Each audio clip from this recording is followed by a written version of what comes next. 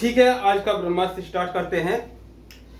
ब्रह्मास्त्र पूरा चैप्टर समाप्त हो चुका है, पूरा डाइजेस्टिव सिस्टम चैप्टर समाप्त हो चुका है। अब उसका हम ब्रह्मास्त्र तैयार करने जा रहे हैं। पूरे के पूरे 12 दिन की क्लास को 1 घंटे की क्लास में समाप्त करने जा रहे हैं। ठीक है, तो इस प्रकार से ये ब्रह्मास्त्र 2 है। क्या है?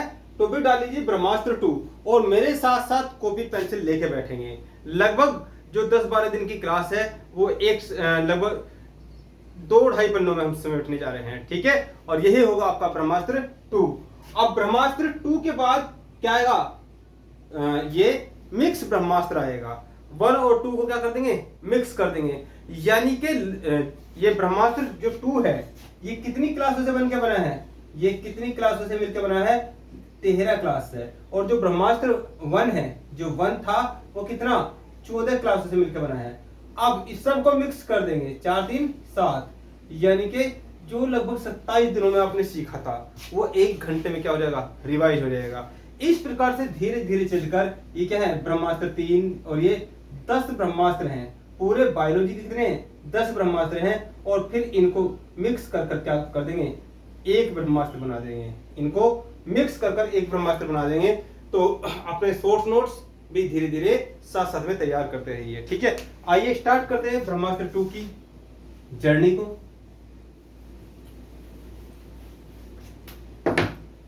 ब्रह्मास्त्र 2 की जर्नी को स्टार्ट करते हैं। सबसे पहले चैप्टर का नाम क्या था? चैप्टर का नाम था पाचन तंत्र। क्या था? पाचन तंत्र। डाल लीजिए पाचन तंत्र। अब पाचन तंत्र में सबसे पहले आपने क्या समझा? पाचन को समझा। क्या समझा? पाचन लिख लीजिए, पाचन लिख लीजिए। तो पाचन में किसी को कोई दिक्कत हो तो बताओ।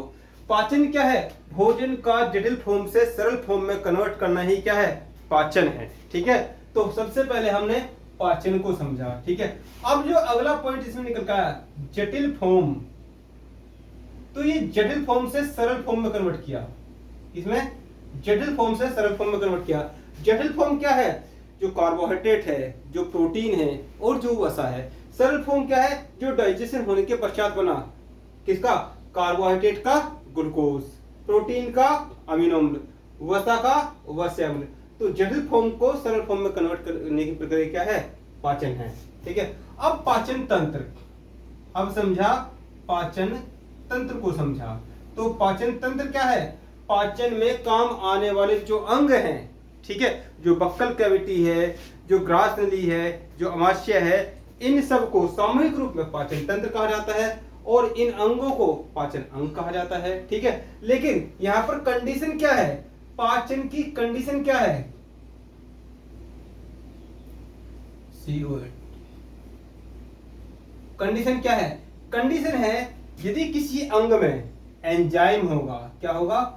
एंजाइम होगा और जल होगा, तभी वहां पाचन होगा, अन्यथा वहां पाचन नहीं होगा। इस बात को हमें ध्यान रखना है। अब पाचन तंत्र का यदि कंक्लूजन निकाले, इस पूरे चैप्टर का कंक्लूजन निकालें,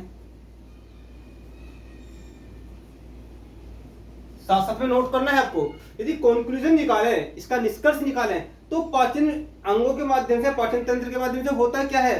तो यहाँ क्या होता है कि भोजन को डाइजेस्ट किया जाता है, पचाया जाता है। पचे हुए भोज्य पदार्थ को अवशोषित किया जाता है और जो अवशिष्ट पदार्थ है उनका क्या है? निष्कासन किया जाता है। तो कंक्लूजन भी ध्यान रखना है। ठीक है, ये कंक्लूजन भी ध्यान रखना है। अब हम बढ़ते हैं पाचन के पहले अंग की तरफ। किसकी तरफ? बक्कल कैविटी की तरफ, मुख गुहा की तरफ। मुख गुहा। तो मुख गुहा में जो पाचन होगा वो 2 प्रकार से पाचन होगा। एक तो क्या होगा? एक तो होगा यांत्रिक पाचन, जो कि किसके द्वारा होगा? जो कि टूथ और टंग। और दूसरा क्या होगा? दूसरा होगा आपका रासायनिक पाचन। रासायनिक पाचन। रासायनिक पाचन जो होगा वो किसके माध्यम से होगा? जल और लार के माध्यम से होगा। अब लार में क्या होता है? लार में ही एंजाइम होते हैं। लार में क्या होता है? एंजाइम होता है। लार किसके माध्यम से स्रावित होगी? वो लार ग्रंथियों के माध्यम से। लार ग्रंथियां कौन कौन सी है? यदि लार ग्रंथियों की बात करें तो क्या है? एसएसपी। क्या है? एसएसपी, सब लिंगुअल, सब मैंडिबुलर और पैरोटिड ग्लैंड। ये सब लिंगुअल कहाँ होती है? ये सब लिंगुअल होती है जबड़ा और जीभ के जोड़ के नीचे। और ये क्या होता है? जो सब मैंडिबुलर होती है जबड़े के नीचे, और जो पैरोटिड ग्रंथि होती है कहाँ होती है? कर्ण के नीचे। अब क्या होता है? पैरामिक्सोवायरस की वजह से यहाँ पे क्या है? सोइलिंग आ जाती है, तो उसी को क्या वो कहते हैं? हब्स कहते हैं। ठीक है, आगे की तरफ बढ़ेंगे। लार में क्या होता है? लार में एंजाइम भी होते हैं। एंजाइम, वो एंजाइम कितने रहेंगे? वो एंजाइम दो हैं। वो एंजाइम कितने हैं? दो हैं। एक तो क्या है? एक एंजाइम कौन सा है? लाइसोजाइम। क्या है? लाइसोजाइम। और दूसरा एंजाइम क्या है? दूसरा है टाइलिन, जिसको क्या है? जिसकी स्पेलिंग स्टार्ट टी से नहीं टी से होगी। किससे होगी? पटाइलिन बोलते हैं। ठीक है, ये क्या काम करेगा? ये माल्टोज को सॉरी, ये जो ये स्टार्च है, मंड है, जो लुगदी है, उसको किसे बदल देगा? ये माल्टोज और डॉक्टर में बदल देगा। लाइसोजाइम क्या करेगा? वो प्रोटेक्टेड करने का काम करेगा। क्या काम करेगा? प्रोटेक्टेड करने का काम करेगा। तो ये रहा मुख्य गुहा में रासायनिक पाचन। यांत्रिक पाचन क्या है? वो जो दांत हैं, दांत क्या काम करेंगे? ये जो टंग है ये लार को प्रोड्यूस करेगी। किसको?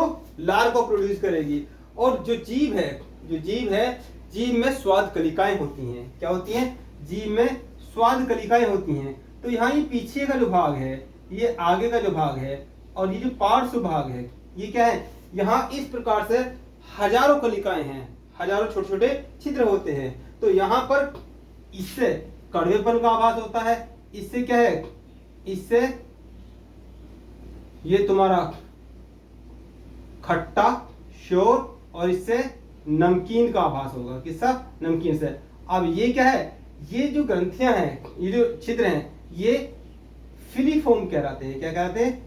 फिलीफोम कहलाते हैं। ये फिलीफोम कहलाते हैं। और ये क्या है? ये फंगीफोम कहलाता है। और ये क्रिकुलेट, ये कड़वेपन का आभास कराता है। किसका?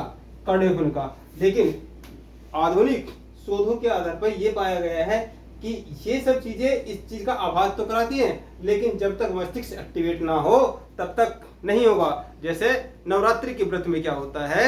नवरात्रि के व्रत में बहुत सा बच्चा रात को रसगुल्ले खा लेगा और सुबह सुबह क्या करेगा? अरे मुझे तो रसगुल्ले खिलाए नहीं, और सुबह रसगुल्ले खत्म हो गए। ठीक है, तो उसने सोते सोते उसने खा लिया रसगुल्ला, तो उसे स्वाद का अनुभव नहीं हो पाया, क्योंकि मस्तिष्क एक्टिव नहीं था। यदि टूथ की बात करेंगे तो टूथ की स्टडी को ओडोंटोलॉजी बोलते हैं।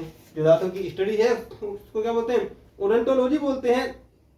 और जो ओडोंटोलॉजी है वो ये कहती है कि जो दांत हैं इसकी जो बाह्य परत है इनेमल होती है, अंदर की परत डेंटाइम होती है, और तीसरी परत क्या होती है? वो पल्प होती है। उसी के अंदर नर्व्स होती हैं। तो किसी वजह से जब बार बार ब्रश करते हैं या अन्य कारणों से, ये क्या है? जब इनेमल किसी वजह से डिस्टर्ब हो जाए, ठीक है, और डेंटाइम डिस्टर्ब हो जाए, तो सीधा सीधा गर्म ठंडा कहाँ लगेगा? वो भोजन में लगेगा। इसी को एक विशिष्ट पेज के द्वारा फिल कर दिया जाता है, और इसी को आरसीटी बोलते हैं। ठीक है, ये तो हुई फॉर्मेशन की बात जो ओडोंटोलॉजी में बताई गई है। ओडोंटोलॉजी में ये बताया गया कि दांत जो दांत हैं वो दांत तीन प्रकार के होंगे। जो दांत हैं वो 3 प्रकार के होंगे, 4। एक तो इंसीजर, एक कैनाइन, एक प्रीमोलर, और एक क्या होगा? ये मोलर होगा। ठीक है, तो जो चूहे के दांत होते हैं वो क्या है? इंसीजर दांत होते हैं, कृंतक दांत होते हैं। और जो कैनाइन हाथी के बाहर के दांत भी वो इंसीजर दांत ही होते हैं। मनुष्य में नॉर्मल रूप से नॉर्मल रूप से देखें ये इस प्रकार से, यहाँ स्टार्टिंग में यदि सेंटर इसको ले लें तो यहाँ के जो दांत हैं, जो चौड़े चौड़े दांत हैं, वो क्या है? वो इंसीजर दांत होते हैं। 2 दांत होते हैं। तो इस प्रकार से यदि इंसीजर 2 इधर होंगे, 2 इधर होंगे, तो ये इंसीजर दांत का जो फॉर्मूला यदि हम बनाएं 2+2 बनता है, अपॉन 2+2 बनता है। टोटल दांत कितने हुए? ये 8 दांत हुए। ठीक है, इसी प्रकार से यदि कैनाइन की बात करें तो कैनाइन दांत जो होता है, एक दांत इधर होता है, एक इधर होगा, तो 1 और 2 2 2 4, तो इसका कैनाइन का जो फॉर्मूला हो जाएगा क्या हो जाएगा 1 + 1 अपॉन 1 + 1। तो कितने 4 दांत होते हैं कैनाइन। यदि प्रीमोलर की बात करें तो क्या है सेम इंसीजर की तरह होता है। जो प्रीमोलर होता है वो क्या होता है 2 + 2 अपॉन 2 + 2 होता है, यानी कि 8 दांत होते हैं। और यदि मोलर की बात करें तो क्या होते हैं 3 + 3 अपॉन 3 + 3 होता है, ठीक है, यानी कि 12 दांत होते हैं। अब यहां से एक बात पूछी जाती है कि कौन से स्थायी दांत हैं कौन से अस्थायी दांत हैं। तो स्थायी दांत क्या होते हैं, जो स्थायी दांत होते हैं, स्थायी दांत वो होते हैं जो जब स्टार्टिंग में निकलते हैं और वो कभी टूटते नहीं है और मरते दम तक वही दांत रहते हैं। और अस्थायी दांत क्या होते हैं जो टूटते हैं और दोबारा आ जाते हैं। तो यहाँ पर हम दूसरे मार्कर का यूज कर लेंगे। यहाँ पर जो ये दांत होते हैं कौन से आपके ये प्रीमोलर दांत, ये जो होते हैं ये क्या होते हैं शून्य होते हैं। क्या होते हैं ये शून्य होते हैं स्टार्टिंग में, ठीक है। सॉरी, ये क्या होते हैं ये अस्थायी दांत नहीं होते हैं। ये क्या होते हैं ये अस्थायी दांत परमानेंट दांत नहीं होते हैं। परमानेंट ये बाद में आते हैं, ये टूट जाते फिर आ जाते हैं। इसी प्रकार से इनका एक एक दांत क्या होता है ये बाद में आता है। तो यदि हम बात करेंगे अस्थायी दांतों की तो अस्थायी दांत कितने 4 ये और 8 ये कितने हुए 12। तो अस्थायी दांत कितने हुए 12 दांत होंगे और स्थायी दांत कितने हुए 12 - 32 कितना हुआ 20 दांत क्या होंगे वो परमानेंट होंगे, ठीक है। तो इतनी बात को समझा। अब ये यांत्रिक पाचन हुआ समाप्त। यांत्रिक पाचन समाप्त हो गया। अब चलते हैं हम कहाँ, अब आगे की तरफ चलते हैं। यांत्रिक पाचन को समझने के पश्चात पूरा बक्कल कैविटी के पाचन को समझने के पश्चात अब चलते हैं हम कहाँ, यही ले लेते हैं। कहाँ चल रहे हैं, ये बक्कल कैविटी होगा, मुख गुहा हो गया, यहाँ का पाचन हो गया। और यहाँ हमने पाचन देखा अभी तक भोजन में से केवल कार्बोहाइड्रेट का पाचन हुआ है, माल्टोज में कन्वर्ट हो गया है। तो यहाँ पर ये इस प्रकार से ये आगे का प्रोसेस जा रहा है, ठीक है। इस प्रकार से आगे का प्रोसेस जा रहा है।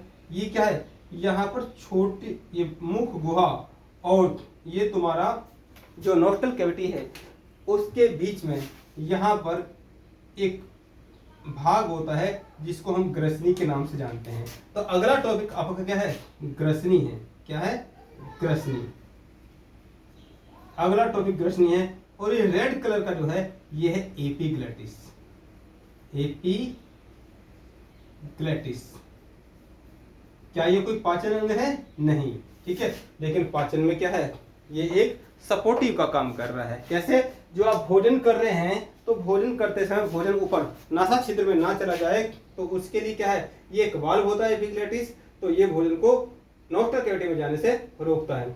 जहां पर ये होता है उस भाग को क्या बोलते हैं ग्रसनी बोलते हैं।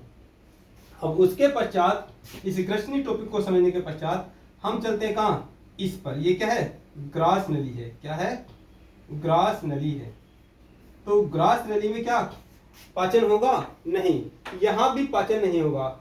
ये ग्रास नली क्या काम करेगी, ग्रास नली भोजन को यहां अमाशय तक पहुंचाने का काम करेगी और अमाशय में पाचन होगा। तो ग्रास नली में क्या हुआ, ग्रास नली में कुछ नहीं हुआ, केवल पेरिस्टाल्सिस मूवमेंट से क्रमाकुंचन गति से भोजन आगे गया और इसको सरकने में हेल्प किसने करी, म्यूकस ने करी। किसने, म्यूकस ने।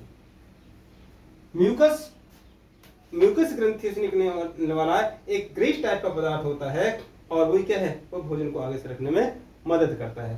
तो यहां तक की बात क्लियर हुई हो तो आगे चलते हैं। अब बात करते हैं हम नेक्स्ट पॉइंट की तरफ। यहाँ 1 2 3 4 और ये आपका ये 5वां पॉइंट समझा हमने और ये 6ठा पॉइंट समझा। अब 7वें पॉइंट को समझते हैं इधर।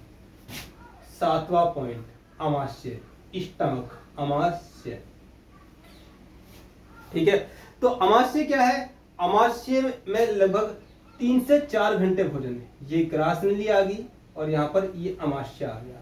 तो यहाँ 3 से 4 घंटे भोजन पड़ा रहेगा। 3 से 4 घंटे भोजन पड़ा रहेगा। तो यहाँ पर क्या होता है इस 3 से 4 घंटे में क्या क्या प्रोसेस होता है। तो यहाँ पर इस प्रकार की कुछ ग्रंथियां होती हैं। इन ग्रंथियों को क्या बोलते हैं, जठर ग्रंथि बोलते हैं। क्या बोलते हैं, जठर ग्रंथि। यदि अमाशय को हम स्ट्रक्चर के हिसाब से देखें तो यहाँ पर 17 से 23 सेंटीमीटर लंबा ये होता है, और यहाँ पर ये कार्डियक पार्ट होता है, ये फंडिक होता है, और ये पाइलोरिक होता है। ठीक है, अब यहाँ से क्या है, यहाँ से इनसे ये विशेष प्रकार का रस का सिक्रेशन होता है, जिसको क्या बोलते हैं, जिसको हम, ये कौन सी हैं, ये जठर ग्रंथियां हैं। क्या हैं, ये जठर ग्रंथियां हैं। इन जठर ग्रंथियों से जो रस स्रावित हो रहा है वो जठर रस स्रावित हो रहा है। इस जठर रस से एक तो HCl होता है इसके अंदर, और कुछ एंजाइम होते हैं। क्या होते हैं, एंजाइम होते हैं। अब यहाँ पर मुख्य रूप से जो HCl होता है, HCl एक ये अम्लराज है, हाइड्रोक्लोराइड है। अब ये अम्लराज के नाम से जाना जाता है। इतना हानिकारक, ये खतरनाक तेजाब होता है कि हड्डी तक को भी गला सकता है। फिर ये पेट को क्यों नहीं गला रहा, उसका जुगाड़ क्या है, इधर से निकलने वाले एक एंजाइम है। लेकिन यहाँ पर कंकड़, पत्थर, मिट्टी, बालू, जो नॉन वेज वाले होते हैं, जो हड्डियां, मछली की कांटे वगैरह खा लेते हैं, उनको भी गलाने का काम कौन कर रहा है, HCl ही कर रहा है। ठीक है, तो यहाँ पर ये क्या होता है, 3 से 4 घंटे में भोजन को गला के फिट कर देता है। ठीक है, और उसको कायम अवस्था में लिया जाता है, अर्ध तरल अवस्था में।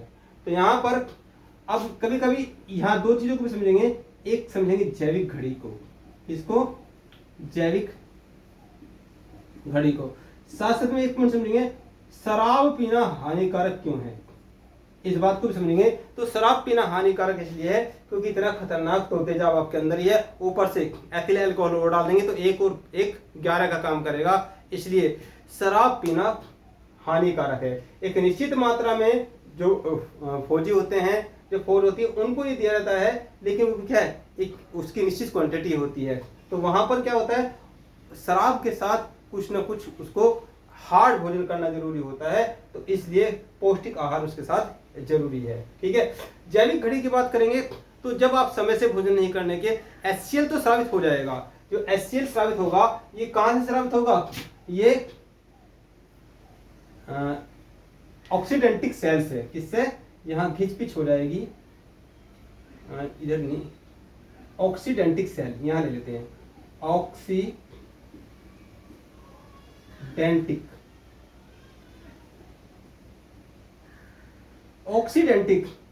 सेल से क्या हो रहा है, HCl स्रावित हो रहा है, HCl स्रावित हो रहा है। और यहीं पर जो G सेल होती हैं, जो जठर ग्रंथियां होती हैं, G सेल से गैस्ट्रिन हार्मोन भी स्रावित होता है। गैस्ट्रिन हार्मोन, इसका भी ध्यान रखेंगे। ठीक है, गैस्ट्रिन हार्मोन भी स्रावित होता है। यदि हम एंजाइम की बात करेंगे, तो यहाँ से मुख्य रूप से जो एंजाइम होता है वो प्रोटीन के पाचन के लिए होता है। किसके लिए, प्रोटीन के पाचन के लिए होता है। 2 प्रकार के एंजाइम निकलते हैं प्रोटीन के पाचन के लिए। एक तो क्या होता है, पेप्टिन। क्या होता है, पेप्टिन। ठीक है, पेप्टिन क्या काम करेगा, ये पेप्टिन ही होता है। क्या होता है, म्यूसिन। ये HCl के अंदर जो एंजाइम निकलेगा, पेप्सिन निकलेगा। क्या निकलेगा, पेप्सिन, और वो पेप्टोन में बदल देगा। पेप्सिन क्या करेगा, पेप्सिन प्रोटीन को पेप्टोन में बदल देगा, पेप्टोन में। और दूसरा निकलेगा रेनिन। दूध में एक प्रोटीन पाया जाता है, जब आप दूध पीते हो, कौन सा, केसिन। ये क्या करेगा, केसिन को पैराकैसिनेट में बदल देगा।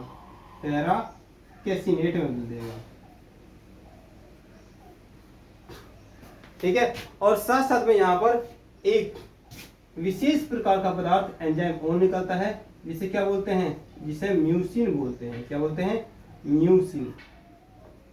म्यूसिन क्या काम करेगा, ये जो HCl है, म्यूसिन HCl को क्या काम करेगा, ये प्रोटेक्ट करने का काम करेगा, पूरे अमाशय पे इसकी एक परत बन जाएगी जिससे हानिकारक प्रभाव नहीं कर पाएगा। कौन, HCl आपके अमाशय को नहीं गिरा पाएगा। ठीक है, तो यदि आप समय से भोजन नहीं करोगे, जैविक घड़ी की बात को नहीं समझोगे, चूहे कूद रहे हैं पेट में और तुम खाना नहीं खाओगे, तो क्या काम करेगा, ये HCl आपके अमाशय को क्षतिग्रस्त कर देगा, उसमें जख्म कर देगा। तो इतनी बात यदि समझ में आई हो तो फिर आगे की तरफ मूव करते हैं। 7वें नंबर का पॉइंट लिया हमने अमाशय। अब अमाशय से आगे ये भोजन, यहाँ पर जो ये भोजन है, तो भोजन यहाँ पर आ चुका है, ये अर्ध तरल अवस्था में।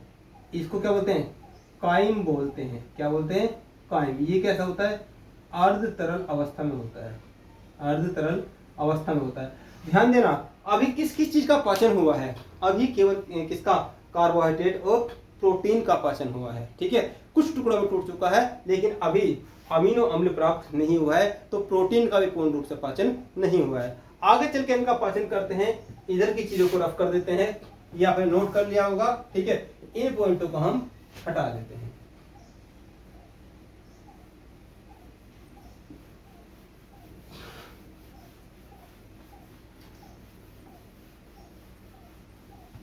इन पॉइंटों को हटा देते हैं। अब लेते हैं आगे की तरफ। यहां से आगे छोटी आंतें पाचन स्टार्ट होगा। यहां से आगे 8वां नंबर का जो पॉइंट है, कौन सा, छोटी आंतें पाचन। 8वें नंबर का जो पॉइंट है, छोटी आंत में पाचन। छोटी आंत में पाचन। तो जो छोटी आंत में पाचन हुआ है, तो छोटी आंत यहां से, ये डायग्राम को बना लेते हैं। यहां से जो अमाशय है, ये अमाशय है, तो यहां से इस प्रकार से ये छोटी आंत स्टार्ट होती है, ये छोटी आंत स्टार्ट होती है। अब छोटी आंत में जो पाचन है, इसको पूरा ही बना लेते हैं, यहां इस प्रकार से, और ये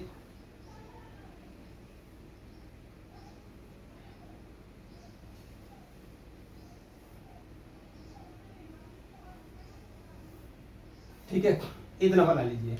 तो ये छोटी आंत है, ये लगभग 17 फीट की होती है, लगभग 17 फीट की होती है। और ये डी टाइप में जो है, इसको ड्यूडेनम बोलते हैं। क्या बोलते हैं, ड्यूडेनम। यहाँ पर पाचन जो होता है, 3 रसों के माध्यम से पाचन होता है। एक तो यहाँ पर क्या हुआ, ये यकृत, ये क्या है, यकृत।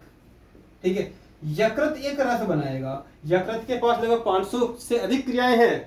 यकृत के पास 500 से अधिक क्रियाएं हैं। कुछ मुख्य क्रिया को हम आगे चलकर समझेंगे, लेकिन यहाँ पर यदि हम बात करें, जो ये कायम है, जो ये भोजन आया है, ये कायम जो है, ये कायम जो है, ये इस अर्ध तरल अवस्था में जो है, इसको ये डाइजेस्ट करने का काम कहाँ, छोटी आंत के ऊपर के हिस्से में होगा, जिसे क्या बोलते हैं, ड्यूडेनम बोलते हैं। छोटी आंत का ये वाला हिस्सा क्या होगा, जेजुनम कहलाएगा, और ये पार्ट सब क्या कहलाएगा, ये इलियम कहलाएगा। तो छोटी आंत में जो पाचन होगा, वो यहाँ पर, यहीं पर पाचन हो जाएगा। 3 रसों के माध्यम से पाचन होगा। पहला जो रस है, वो कौन सा है, वो पित्त रस है। यहाँ पर ये पित्त रस का निर्माण हुआ। इसका पित्त रस का निर्माण हुआ किसके द्वारा, यकृत के द्वारा, जो किसको दे देगा, वो पित्ताशय को दे देगा, वो पित्ताशय को दे देगा। और पित्ताशय से ये कहाँ, छोटी आंत के ऊपर के भाग में, ग्रहणी में, ड्यूडेनम में चला जाएगा। वहां पर जो ये कायम है, तो इसमें अभी एक चीज का तो जरा सा भी पाचन नहीं हुआ है, इसका वसा का, इसका वसा का पाचन नहीं हुआ है। तो ये पित्तरस में पाचन नहीं होगा, क्योंकि इसमें किसी प्रकार का एंजाइम नहीं होता है। ये क्या काम करेगा, इस वसा को जल में घुलनशील बना देगा, इसको जल में घुलनशील बना देगा। जल में घुलनशील बनाने के उस प्रोसेस को क्या बोलते हैं, इमल्सीकरण बोलते हैं। क्या बोलते हैं, इमल्सीकरण बोलते हैं। क्या बोलते हैं, इमल्सीकरण। यहाँ पर पित्तरस का जब निर्माण होता है, तो 2 हानिकारक तत्व भी होते हैं। कौन सा, ब्लूबिलिन और बिलिवर्डिन। उनको यकृत क्या करता है, प्रोसेस करके बाहर निकाल देता है। किसी वजह से यदि यकृत डिस्टर्ब हो, तो वो क्या हो जाएगा, वो शरीर के अंदर ही क्या है, फैल जाएगा। क्योंकि बिलिरुबिन का रंग पीला होता है, इसलिए पीलिया नामक बीमारी उस समय हो जाती है। तो यहाँ पित्तरस को समझा, छोटी आंत में। अब बात है किसके, यहीं पर ये अमाशय, ये क्या है, ये अमाशय। अमाशय भी, इसकी जो एसिनस कोशिकाएं हैं, इसकी जो एसिनस कोशिकाएं हैं, वो क्या कर रही है, वो एक रस का स्राव कर रही है, जिसे अग्नाशय रस बोल रहे हैं। अब उसमें जो एंजाइम है उसमें टाल नाम के एंजाइम, किसके, टाल नाम के एंजाइम है, इसको पूर्ण पाचक रस कहते हैं। ये ऐसा रस है, चाहे वो गन्ने का रस हो, चाहे वो आपका अनार का रस हो, चाहे वो मौसमी का रस हो, सब पर भारी है, क्योंकि ये रस पूर्ण पाचक रस कहलाता है। क्या कहलाता है? पूर्ण पाचक रस। पूर्ण पाचक रस कहलाता है। पूर्ण पाचक रस क्यों है? देख लीजिए, ये ट्रिप्सिन, ये T4 क्या होता है? ट्रिप्सिन। क्या होगा? ये ट्रिप्सिन। ये क्या काम करेगा? क्योंकि इसमें सिन है तो इसलिए ये क्या काम कर देगा? ये प्रोटीन का पाचन करेगा। एमाइलेज, एमाइलेज किसको? ये कार्बोहाइड्रेट को तोड़ देगा, ठीक है। और लाइपेज ये वसा को तोड़ देगा। जब तीनों का ही डाइजेशन हो रहा है तो क्या है, और पूर्ण रूप से पाचन हो रहा है, ये जो ये पेप्सिन बना था, ये पेप्सिन को और या जो थोड़ा बहुत प्रोटीन बना है सबको अमीनो अम्ल में कन्वर्ट कर देगा। किसमें? अमीनो अम्ल में। ये अमीनो अम्ल बना देगा, ये अमीनो अम्ल। अब जो माल्टोज था, जो डॉक्ट्रिन था, उसको ये एमाइलेज क्या काम कर देगा? ये C6H12O6 में कन्वर्ट कर देगा, तो ग्लूकोज में तोड़ दिया। अब ये वसा जल में घुलनशील बनाने के लिए पितरस ने काम कर दिया, जल में घुल चुकी है, टूट चुकी है, उसको लाइपेज क्या काम कर देगा? ये वसीय अम्ल में कन्वर्ट कर देगा, वसीय अम्ल में कन्वर्ट कर देगा। जब वसीय अम्ल बन जाएगा तो पूरा डाइजेशन तो हो ही चुका है, पूरा डाइजेशन हो चुका है। अब जो थोड़ा बहुत बच रहा है वो क्या है? वो इसी के अंदर तीसरा रस है, इसी के अंदर यहाँ पर तीसरा रस है, ठीक है। वो रस कौन सा है? आंतरस। उस आंतरस के माध्यम से बाकी का पाचन हो जाएगा। तो कुल मिला के यहाँ पूरा का पूरा डाइजेशन इसी ड्यूडेनम में हो जाएगा। आंतरस, आंतरस। तो आंतरस में किस किस चीज का पाचन होगा? इसकी एक छोटी सी ट्रिक है। क्या है? एक इसकी छोटी सी ट्रिक है, PI स्मॉल, है ना, PI स्मॉल। T4 क्या होता है? ये प्रोटीन के पाचन के लिए, ठीक है, ये प्रोटीन के पाचन के लिए, ठीक है। एक एंजाइम है इसके पास, एक या दो एंजाइम है, ठीक है। एक तो पेप्टिडेज, पी से क्या है? पेप्टिडेज, पेप्टिडेज, एक पेप्टिडेज है और एक क्या है? इरेप्सिन है, इरेप्सिन है। पूर्ण रूप से किस में कन्वर्ट कर देगा? ये अमीनो अम्ल में कन्वर्ट कर देगा, अमीनो अम्ल में कन्वर्ट कर देगा, ठीक है। अमीनो अम्ल में तोड़ दिया। अब ये जो S है, जो S है, तो S क्या काम करेगा? जो सुक्रेज, ये क्या है? S से सुक्रेज, ये क्या काम करेगा? यदि आपने गन्ने का जूस वगैरह पिया है उसको भी क्या है? ग्लूकोज में कन्वर्ट कर देगा। माल्टेज जो आप रोटी खा रहे हो माल्टोज, उसको क्या है? उसको ग्लूकोज में कन्वर्ट कर देगा। और जो लाइपेज है ये है माल्टेज, माल्टेज। यहाँ ये एज वाला कॉन्सेप्ट भी ध्यान रखना, जहां 99% एज होता है वो क्या होता है? एंजाइम होता है। और जहां ओज होता है वो क्या होता है? वो शर्करा होती है, वो शर्करा होती है। लाइपेज, ये क्या है? Lipase, lipase. तो लाइपेज क्या करेगा? ये वसा का पाचन कर देगा, जिसका वसा का पाचन कर देगा, वसीय अम्ल में तोड़ देगा। तो अब क्या पाचन बचा? कुछ भी नहीं बचा। सरल फॉर्म कन्वर्ट हो चुकी है, जटिल फॉर्म से सरल फॉर्म कन्वर्ट हो चुकी है। तो छोटी आंत में पूर्ण रूप से पाचन हो जाता है, ठीक है। अब यहीं पर छोटी आंत में एक प्रोसेस और होता है, अवशोषण का, अवशोषण का, स्वांगीकरण का। अब यहां पर क्या होता है? वैसे तो अवशोषण का कार्य जो होता है वो पहले से ही आमाशय से, जो आप दवाई वगैरह लेते हो तो उसका डाइजेशन तो यहीं पे हो जाता है। जो हम दवाई लेते हैं यहाँ पर, जो दवाई का पाचन तो लगभग खाने के 15 मिनट बाद ही आमाशय में ही हो जाता है। अब यहाँ पर और पाचन भी होते हैं। यहाँ पर क्या होता है? यहाँ रसांकुर होते हैं। क्या होता है? रसांकुर होते हैं, विलाई होती हैं, ठीक है। इनके माध्यम से जो ये सरल फॉर्म बनी है ये बॉडी के अंदर जाएगी, ये बॉडी के अंदर जाएगी तो इसका अवशोषण हो जाएगा, ठीक है। तो छोटी आंत में क्या कार्य होता है? पाचन और अवशोषण दोनों कार्य हो जाते हैं। ठीक है, अब रहेगा जो जल है, जो जल है तो जल का मोस्टली अवशोषण कहाँ होगा, वो बड़ी आंत में होगा। उसको इधर देख लेते हैं, उसको हम इधर देख लेते हैं 9वें नंबर का पॉइंट।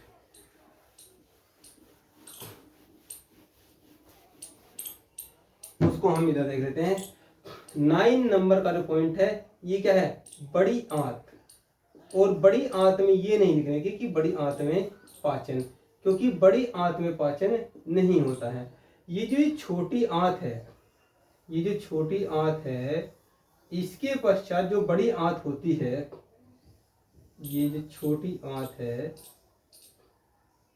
यहाँ ये क्या होता है, वर्मीफॉर्म अपेंडिक्स होता है। क्या होता है, वर्मीफॉर्म अपेंडिक्स होता है। तो छोटी आंत और बड़ी आंत के मिलन बिंदु पर ये क्या होता है, वर्मीफॉर्म अपेंडिक्स होता है। ये क्या होता है, पहले इसमें पाचन होता था किसका, सेल्यूलोज का। किसका, सेल्यूलोज का। जब भोजन को कच्चा खाया जाता, सेल्यूलोज, सेल्यूलोज। पशुओं में ये पूर्ण अवस्था में है, लेकिन मानव में मोस्टली ये क्या है, अब एक अवशेषी अंग के रूप में जाना जाता है। जब किसी अंग का प्रयोग करना कम कर देते हैं, जैसे पीछे के दांत क्या है, मोलर दांत। ठीक है, वैसे तो इस भक्ति दौड़ती जिंदगी में भोजन आदमी भक्ति दौड़ते ही करता है, तो पिछले दांतों का यूज करना बंद कर दिया है। तो पिछले दांत जो मोलर दांत होते हैं अवशेषी अंग के रूप में जानते हैं। लेकिन लास्ट वाला जो दांत है वो तो पूर्ण रूप से अवशेषी अंग हो चुका है, 21 साल की अवस्था में जाकर निकलता है।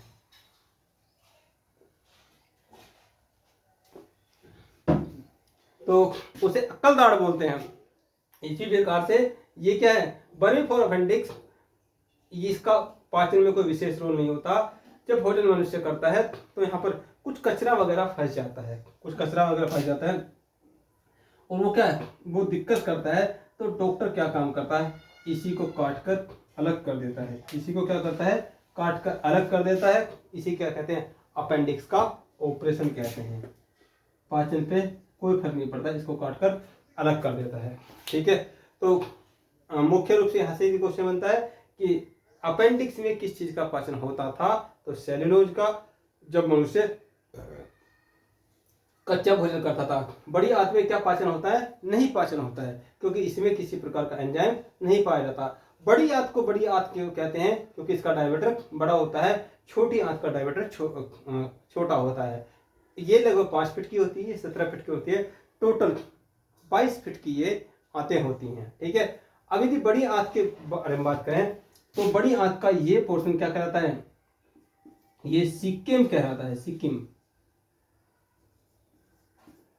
और ये कोलन कहलाता है। क्या कहलाता है, कोलन कहलाता है। ये पार्ट क्या है, रेक्टम है, जिसे मलाशय कहते हैं, पगवाशय बोलते हैं। यहीं पर मल क्या होता है इकट्ठा रहता है, और यहीं से क्या है, गुदा मार्ग से वो आउट हो जाता है। तो यहाँ पर मुख्य रूप से जल के अवशोषण का कार्य होता है। यहाँ पर मुख्य रूप से जल के अवशोषण का कार्य होता है। जब मनुष्य को दस्त लग जाते हैं, पेशी हो जाते हैं, तो यही क्या है, यही जो रसांकुर हैं, यही विधि जो है वो ये रुंध जाते हैं, ये पूर्ण रूप से कार्य नहीं कर रहे होते हैं। इसलिए वो जो जल है वो गुदा मार्ग से फिर बाहर निकलता है दस्त के रूप में। इसी को हम पेचिस कहते हैं। क्या कहते हैं, पेचिस कहते हैं। बात समझ में आई। तो यहाँ पर पूरा का पूरा डाइजेस्टिव सिस्टम जो खत्म हुआ। अब यहाँ पर अगला जो पॉइंट आता है, लेकर अपने बक्कल कैविटी से, यदि हम इसको एक साथ में समझने का प्रयास करें, यदि हम यहाँ पर इसको मिटा देते हैं, इसको भी मिटा देते हैं, 9 पॉइंटों में हमने पूरे डाइजेशन को समझा। ठीक है, डाइजेशन और अवशोषण को भी समझ लिया। 9 पॉइंटों में डाइजेशन और अवशोषण को भी समझ लिया।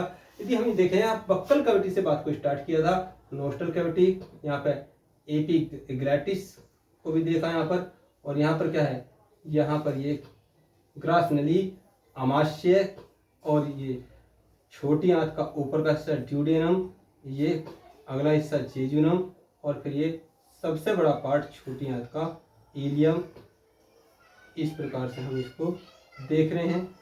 ये छोटी आंत, ये छोटी आंत, दोनों के मिलन बिंदु पर क्या होता है, अपेंडिक्स होता है, और यहीं पर क्या होता है, यहीं पर ये बड़ी आंत स्टार्ट हो जाती है और बड़ी आंत में क्या होता है, किसी प्रकार का पाचन नहीं होता है। यहाँ पर क्या होता है, यहाँ पर जल का अवशोषण और खनिज लवणों का अवशोषण होता है।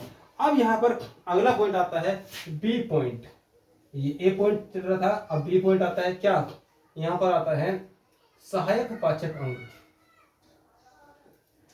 सहायक पाचक अंग। तो सहायक पाचक अंग 3 प्रकार के अंगों को इसमें देखेंगे।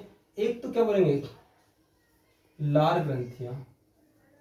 लार ग्रंथियां, वैसे तो ग्रंथियों को हम ग्रंथियों वाले चैप्टर में, ग्लैंड्स वाले चैप्टर में पढ़ने वाले हैं, लेकिन यहाँ लार ग्रंथियों का जिक्र आया था डाइजेस्टिव सिस्टम में। तो लार ग्रंथि होती हैं 3 और फॉर्मूला है SSP, सब लिंगुअल, सब मैंडिबुलर और पायरोटिड ग्लैंड। सब लिंगुअल जो होती है वो क्या होती है, ये जबड़ा होता है, जबड़ा और जीभ के नीचे की तरफ क्या होती है, सब लिंगुअल होती हैं। और यदि सब मैंडिबुलर की बात करें तो जबड़े के नीचे होती हैं, और यदि पायरोटिड ग्लैंड की बात करें तो कान के नीचे होती हैं। जब हप्पो हो जाते हैं, मप्स हो जाते हैं, तो यहाँ पर एक काला सा कागज चिपका दिया जाता है, ठीक है। तो वो क्या होता है, पैरामिक्सोवायरस यहाँ पर क्या होता है, इनको इफेक्टेड कर देता है। तो ये बात रही लार ग्रंथियों के विषय में। दूसरी बात हम समझेंगे यकृत के विषय में। यही है वो जिगर, यही है अर्जुन जो अजय देवगन पिक्चर को उसकी माँ ने जिगर पिक्चर में रैपट मार मार के जिंदा कर दिया था, तेरे अंदर कुछ जिगर नहीं है, ठीक है। तो यही है जिगर, यही है कलेजा, यही है कालजा, यही है कलेजी, ठीक है। तो यकृत जो होता है इसके 500 से अधिक कार्य हैं। यकृत के 500 से अधिक कार्य हैं। एक कार्य को तो हमने अभी भी समझा, इसको पित्तरस के कार्य को, जो क्या है, वसा को जल में घुलनशील बनाने के लिए इमल्सीकरण प्रोसेस को करता है यकृत, ठीक है। तो यकृत के कार्यों की बात करें तो हमने बताया था कि शराब पीना आपके लिए क्या है, हानिकारक है।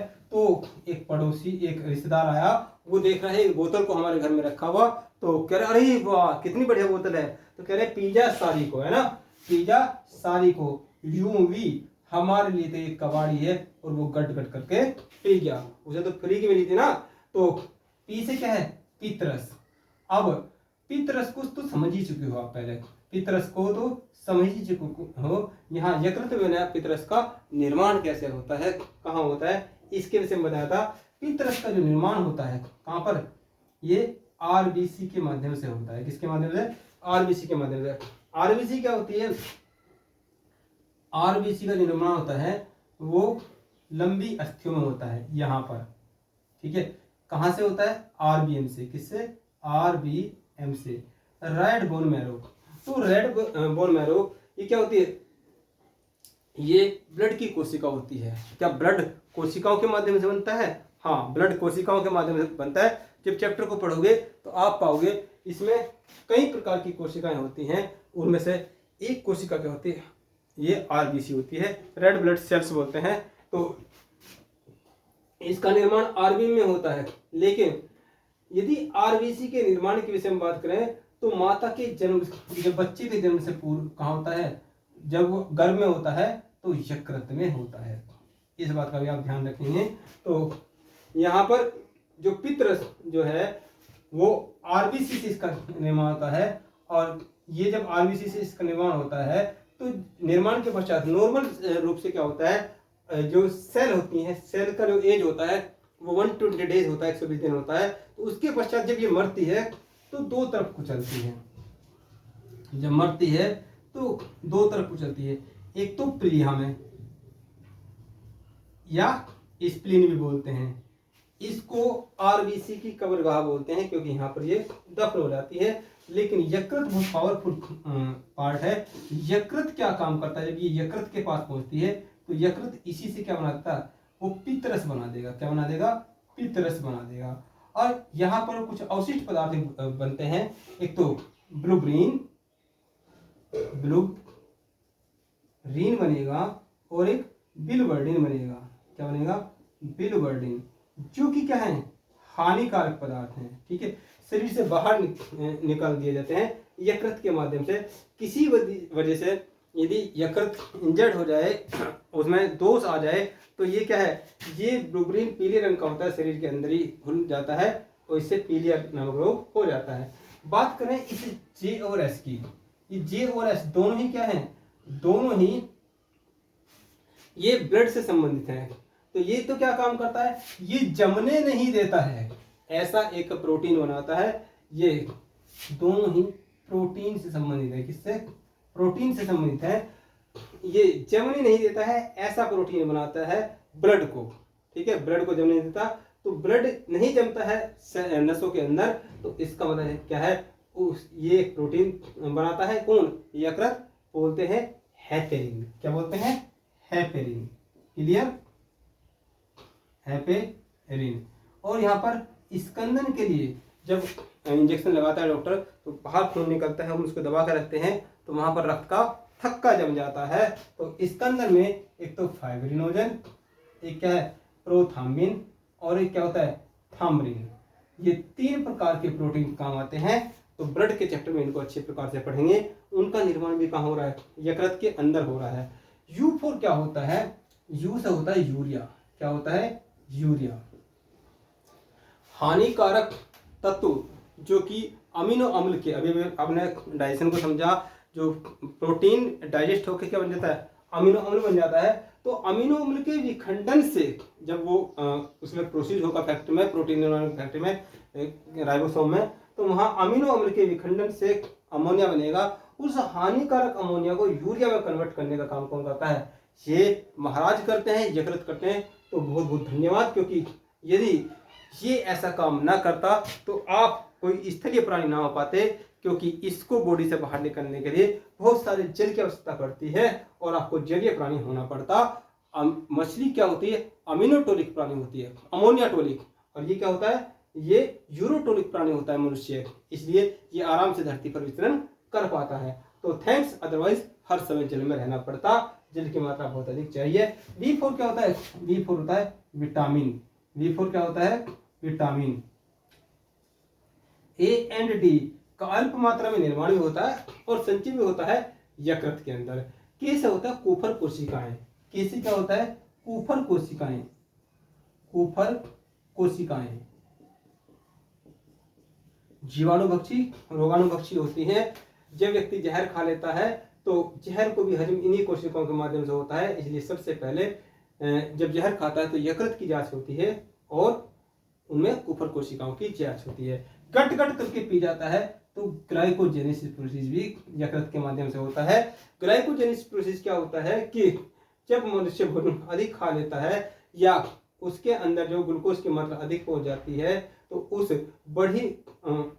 उस ग्लूकोज की मात्रा को वो ग्लाइकोजन में कन्वर्ट कर देता है। और जब इस समय हम भोजन नहीं कर रहे हैं, इस समय हमारे शरीर को पावर की जरूरत पड़ती है, तो ग्लाइकोजन से फिर से क्या होता है, वो ग्लूकोज बन जाता है, वो ग्लाइकोजन से ग्लूकोज में कन्वर्ट हो जाएगा और ग्लूकोज किसमें, एटीपी में कन्वर्ट हो जाएगा माइटोकॉन्ड्रिया में जाके। तो इस बात को आप पहले से ही माइटोकॉन्ड्रिया वाले टॉपिक में चैप्टर 1 में पढ़ चुके हो। तो बात समझ में आई, ये यकृत की बात समझ में आई। अब जो नेक्स्ट पॉइंट है यहां पर, ये तीसरा पॉइंट, इसमें जो तीसरा पॉइंट है, तो तीसरा पॉइंट क्या है, अग्नाशय। तीसरा पॉइंट क्या है, अग्नाशय। इस तीसरे पॉइंट को हम लिखते हैं यहां पर, ठीक है, यहां पर लिख लेते हैं एक अलग कलर के मार्कर से, अग्नाशय।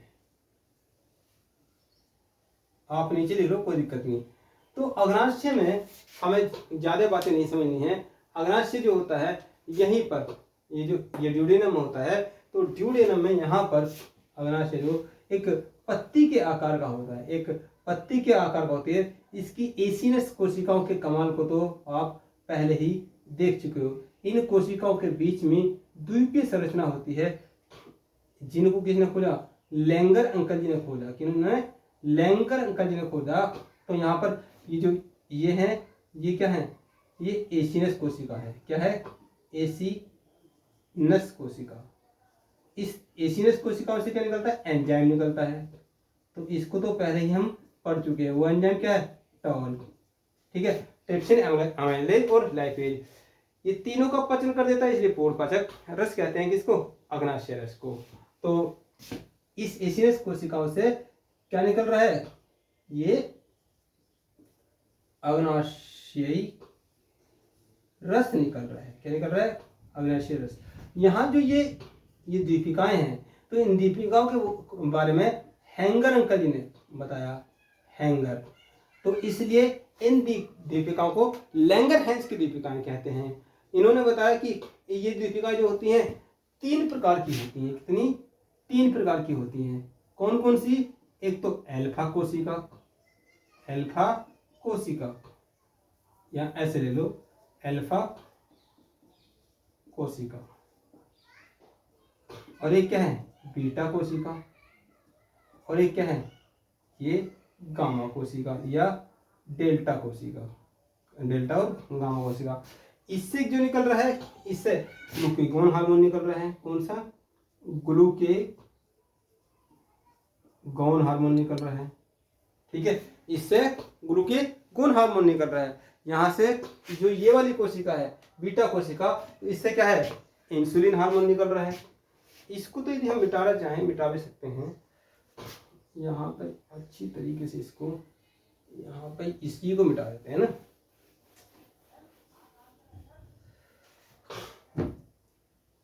टॉपिक डालो सीधा सीधा, तीसरा टॉपिक अग्नाशय।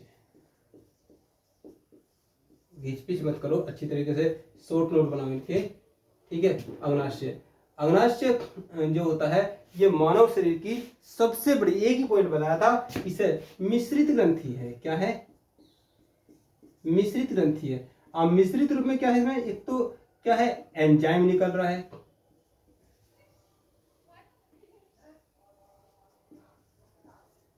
और ये क्या है? हार्मोन निकल रहा है। तो यहाँ ग्रंथि को यदि देखें, ग्रंथि 3 प्रकार की होती हैं। ऐसी ग्रंथि जिनसे हार्मोन निकल रहा हो, ऐसी ग्रंथि जिनसे एंजाइम निकल रहा हो, ऐसी ग्रंथि जिनसे हार्मोन एंजाइम तीनों निकल रहा हो। जिनसे एंजाइम निकलते हैं उन्हें बहिस्रावी ग्रंथि कहते हैं, जिनसे हार्मोन निकलते हैं उन्हें अंतःस्रावी ग्रंथि कहते हैं। जैसे पिट्यूटरी ग्लैंड मास्टर ग्रंथि होती है, उससे हार्मोन निकलते हैं। जैसे कि हम बात करते हैं अग्नाशय, इनसे दोनों निकल रहे हैं, इन्हें मिश्रित ग्रंथि बोलते हैं। जैसे कि ये आंखें, तो ये आंखों से जो आंसू निकलता है वो क्या है? अश्रु ग्रंथि से निकलता है। तो वो क्या है? एक प्रकार का एंजाइम है। तो यहाँ पे इस प्रकार से यदि अग्नाशय को समझे, तो अग्नाशय को हम जो ये ड्यूडेनम में समझ रहे थे, ये जो ड्यूडेनम में हम समझ रहे थे, यहाँ पर ये जो पत्ती जैसी संरचना है, तो जिन कोशिकाओं से ये एंजाइम निकल रहा है उन्हें क्या बोलते हैं? एसिनस कोशिका बोलते हैं, एसिनस कोशिका बोलते हैं। इन एसिनस कोशिकाओं से क्या निकलता है? एंजाइम निकलता है, सॉरी एंजाइम निकल रहे हैं। अब ये एंजाइम होते हैं टॉल। क्या होते हैं? ट्रिप्सिन, एमाइलेज और लाइपेज। इसको पूर्ण पाचक रस कहते हैं, क्योंकि ये तीनों ही चीज को ये संपूर्ण पाचक कह दो, संपूर्ण पाचक रस। वो इसलिए बोल रहे हैं कि क्या ये प्रोटीन को, कार्बोहाइड्रेट को और वसा को, तीनों को ही पचा दे रहा है, इसलिए पूर्ण पाचक रस है। लेकिन हम यहाँ पर मुख्य रूप से बात कर रहे हैं, यहाँ पर क्या होती है? कुछ द्वीपिकाएं भी होती हैं, कुछ द्वीपिकाएं भी होती हैं। और इन दीपिकाओं के बारे में लैंगर अंकल जी ने बताया। इन्होंने लैंगर अंकल जी ने बताया, इसलिए इन्हें लैंगरहैंस की दीपिकाएं कहते हैं। क्या बता रहे हैं अंकल जी? बता रहे हैं कि ये जो दीपिकाएं हैं, ये 3 प्रकार की दीपिकाएं हैं। एक तो अल्फा कोशिका, बीटा कोशिका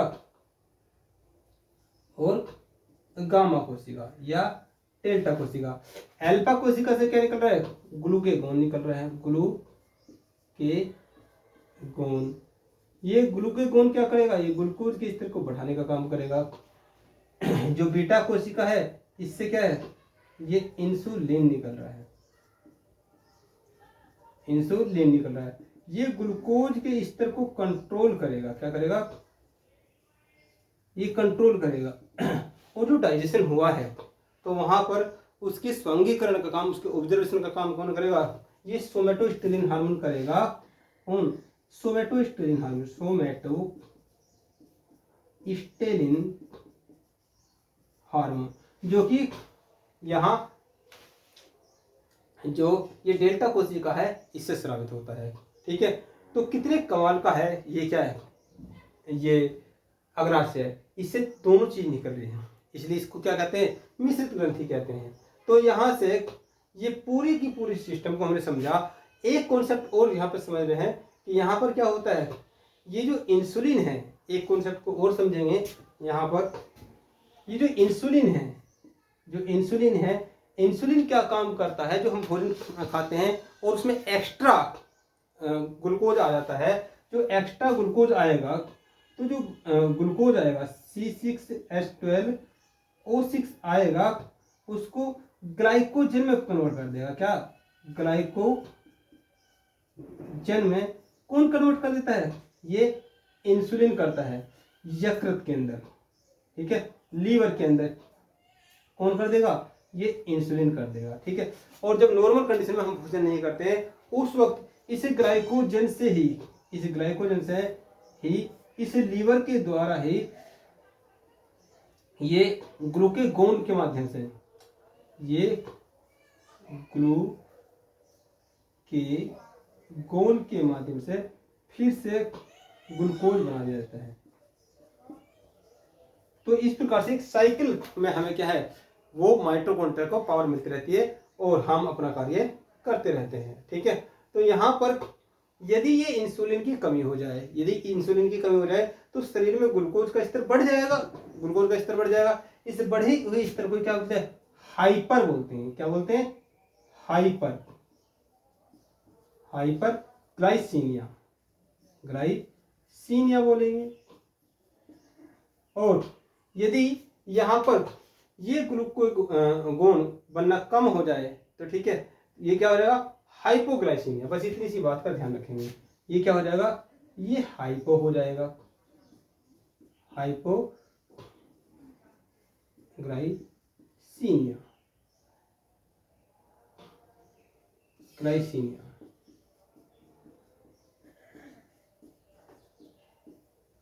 अब जो इतना इंपॉर्टेंट क्या है, ये इंसुलिन है। तो इंसुलिन के बारे में कुछ और फैक्ट भी देख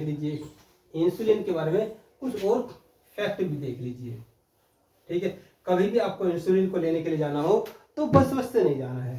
ठीक है, इंसुलिन के विषय में देख लीजिए, बस से नहीं जाना है, बस से नहीं जाना है, कहाँ पर है, सड़क से जाना है और जेब्रा क्रॉसिंग ले लेना है। तो बताया था बेंटिक और विस्ट ने मिलकर इसका इंसुलिन के बारे में पता लगाया, लेकिन कृत्रिम रूप से जो इंसुलिन के बनाने के विषय में बताया वो सिंगर ने बताया, और डहेलिया के वृक्ष की छाल से ये बन जाता है। जिंक नाम के तत्व की इसमें महत्वपूर्ण भूमिका होती है। यहाँ पर एक बात और ध्यान रखेंगे, यहाँ पर जो इंसुलिन है और क्या होता है, थायरोक्सिन होता है। ये क्या होता है, ये प्रोटीन से बने होते हैं, तो इनके निर्माण में प्रोटीन की महत्वपूर्ण भूमिका होती है। बाकी सब हार्मोन प्रोटीन के नहीं बने होते, केवल ये क्या है, ये अपवाद हैं। तो इस बात को भी ध्यान रखेंगे आप। ठीक है, तो यहाँ पर ये पूरे का पूरा लेक्चर आपका कंप्लीट हो गया, जो 10-12 दिन की पढ़ाई थी वो हमने कंप्लीट कर ली। अब देखो बेटे, इसे ब्रह्मास्त्र बनाने का तरीका क्या है। एक ब्रह्मास्त्र पहले है, एक ब्रह्मास्त्र यहाँ तैयार हो गया। ब्रह्मास्त्र 1 और ब्रह्मास्त्र 2 को जोड़ देंगे और धीरे धीरे आपके जो 10 चैप्टर हैं बायोलॉजी के, विज्ञान के, साइंस के, तो ऐसे कोई सा भी एग्जाम नहीं होने का जिसको क्वेश्चन आप ना कर सको। एक क्वेश्चन ही ऑल क्वेश्चन करोगे, ये ब्रह्मास्त्र है, इसके वार से कोई सा एग्जाम खाली नहीं जाएगा। हर एग्जाम में आपका नंबर आएगा, लेकिन इस तीर को ब्रह्मास्त्र धार लगाने का काम आपका है। तो आगे आपकी ड्यूटी ये है, ब्रह्मास्त्र 1 और 2 को दोनों को मर्ज कीजिए। 27 के 27 क्लास को एक साथ 1 घंटे में खत्म करने का प्रयास कीजिए। कोई दिक्कत होगी तो मैं इसको एड ऑन करके 1 घंटे में खत्म कर दूंगा। ठीक है, तो मिलते हैं कल, और पहले आप इसको ट्राई कर लीजिए, नहीं तो फिर कल हम ब्रह्मास्त्र 1 और ब्रह्मास्त्र 2 को जोड़ेंगे। ठीक है, धन्यवाद।